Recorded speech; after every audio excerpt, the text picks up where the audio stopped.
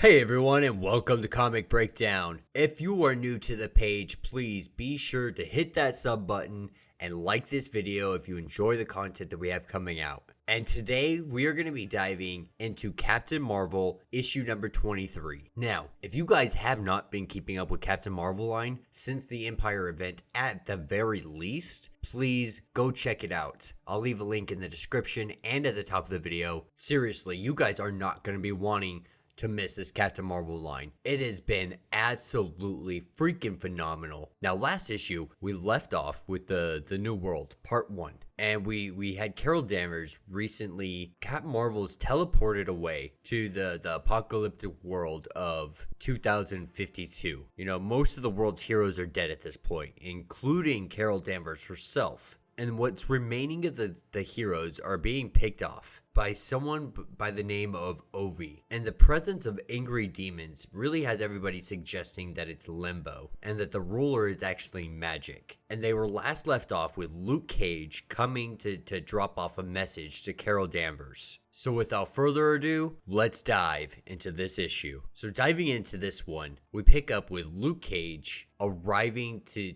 send out an invitation to Carol Danvers, saying that she's invited to come have a kind of parlay, if you will. But he really seems to be under some kind of mind control because his daughter rushes up to him. Luke Cage's daughter rushes up to him and he just swats her away like she's nothing. And knowing that Carol Danvers is going to go answer this call, even though it could be a trap, pretty much everyone's in. And when I say everyone, this is really our team here. So we have Jennifer Takeda, aka Hazmat. We have Danny Cage, Johnny Watts, Katie Barton. We have Rogue. We've got the Wolf. We've got Jeffrey the Land Shark. So all these individuals are really ready to help out Carol Danvers and take on whatever threats ahead of them. And Emma Frost pretty much says, if you're going to go do this suicide mission, if you want me to come, you want the team to come, there's someone you need to talk to because I think we're going to need her help. And this is when they arrive at Bridget. And now she is the daughter of Thor. And Captain Marvel extends an invitation to her to have her join the team, but she really declines. She's like, I'm no hero. So whatever's happened to her has made her feel like she's less than worthy. She's got a big role to fill for her father's shoes. So at dawn, the team picks up and they all start to head out with the inclusion of Thor's daughter. And this has all happened relatively quick. We've gone from Carol Danvers being teleported randomly into the future after she's already died in this timeline. And now she's sitting here leading a team of people that she doesn't know into a place that she has no idea about. But all she knows is that the world needs help. No matter what, she's going to do what she can for them. She can't just abandon them. And as they stop and rest for the night, Carol Danvers asks, who's going to tell me what happened here? How did things get to this point? And so the story's broken down, It's just, at first they thought it was more of the same. The same world-ending, mysterious, possibly alien forces bent to destroy everything. And the heroes came together, as they do. The government considered the nuclear option, as they do. They hit on all the classic beats.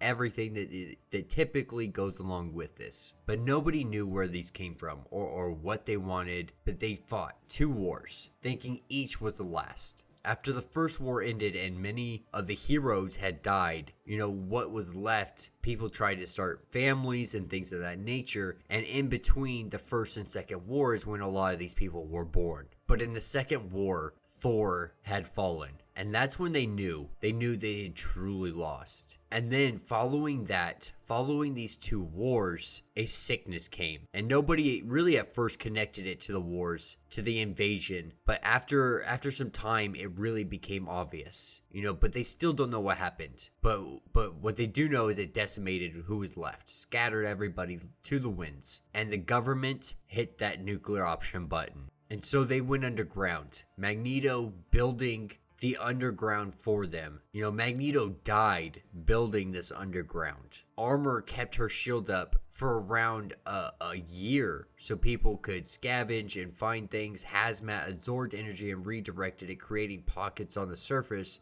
where people could, with more resilient powers, could survive for a time at least.